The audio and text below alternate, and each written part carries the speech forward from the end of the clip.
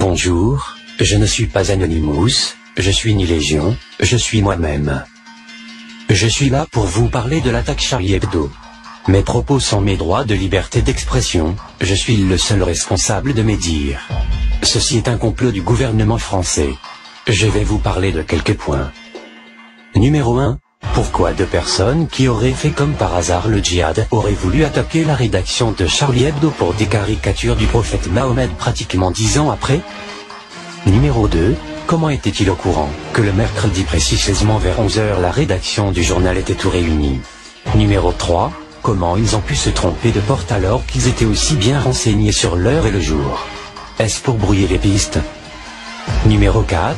La dessinatrice dite Coco se trouvait comme par hasard au même moment au même endroit que les deux soi-disant terroristes. Et elle est là pour leur taper le code de la porte. Jusqu'ici je vous ai parlé de l'attaque des deux suspects sur les lieux de la rédaction, maintenant parlons de la suite plus troublante. Numéro 5.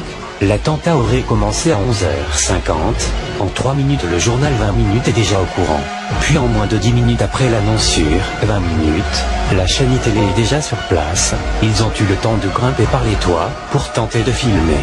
Alors que les équipes d'intervention mettent 30 à 45 minutes à rejoindre le lieu du massacre. Étaient-ils déjà sur les lieux en sachant ce qui allait se passer? Numéro 6. Pourquoi ces gens qui étaient dans le bâtiment Charlie Hebdo sont partis se réfugier sur les toits munis de gilets pare-balles? Étaient-ils au courant aussi de l'attaque? Portaient-ils des gilets pour éviter toute bavure lors de cette attaque? Parlons maintenant de l'assassinat du policier en pleine rue. Numéro 7. Pourquoi à midi en plein Paris les rues semblent vides sur les lieux de l'exécution du policier? Numéro 8.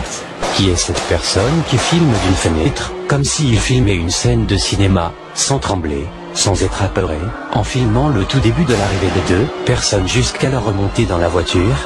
Était-il là à attendre l'arrivée des deux meurtriers lui aussi sachant ce qu'il allait se passer? Numéro 9.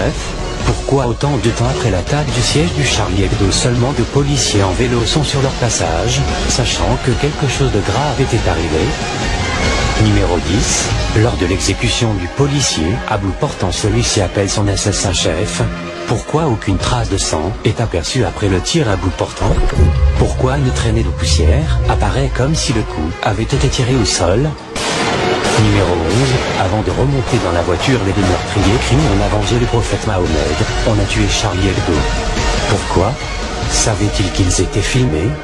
Pourtant durant toute la vidéo on ne voit aucun des deux regarder en direction de la caméra. Numéro 12. Le chef d'État François Hollande se rend sur les lieux de l'attaque seulement 55 minutes après. N'a-t-il pas peur des voitures piégées, des balles perdues ou autres attaques terroristes? Numéro 13. Une carte d'identité aurait été retrouvée dans la Citroën C3 noire. Comment des terroristes n'oublient pas une basket avant de partir mais oublient une pièce d'identité? Étrangement ça rappelle l'histoire du passeport de l'un des terroristes retrouvé dans les rues de Manhattan lors des attentats du 11 septembre. Pourquoi 3 jours après sont-ils toujours pas arrêtés, alors que si vous, moi ou toute autre personne braque une bijouterie ou n'importe quel magasin, sans laisser une pièce d'identité nous sommes arrêtés dans les heures qui suivent? Voilà les points que je voulais partager avec vous. Chacun est libre de penser comme il en a envie. Je suis le seul responsable de mes propos.